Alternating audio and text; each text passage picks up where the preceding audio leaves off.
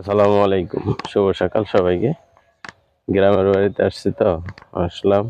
তখন আপনাদের একটা জিনিস শেয়ার করি, সেটা হচ্ছে দেখেন, এই যে কচু শাক, এগুলো না আমরা কিনা খাইতে পাওয়া যায় না, তা অরিজিনাল খাওয়া যায় না। দেখা যায় যে সার দিয়ে, আর একবারে রিয়াল হয়ে রয়েছে, খাওয়ার লোক নেই। দেখেন কি পরিমাণ কচু শাক।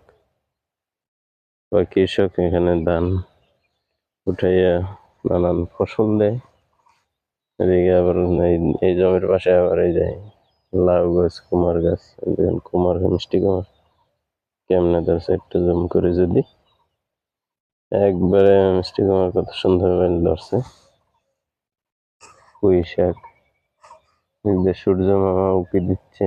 এই যে যাই হোক, যে ভিডিওটা সেটা হচ্ছে যে আজকের ভিডিওটা হচ্ছে যে দেখেন কৃষক ফসল ফলাচ্ছে, এখান থেকে তারা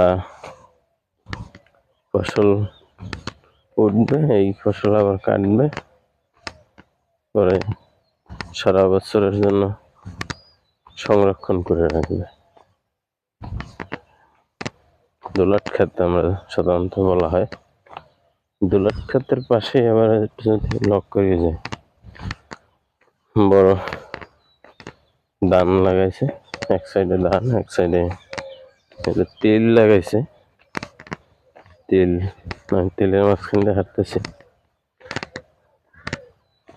তেল অটোমেটিক রেখা দিয়েছে, ফেলাইয়ে অটোমেটিক হয়ে যাবে। এবার ধান লাগাইছে, পানি শুকিয়ে গেছে, তারা পানি দিবে, কিন্তু আলহামদুলিল্লাহ এটা আমাদের মোটামুটি ভালোই হয়েছে ধান।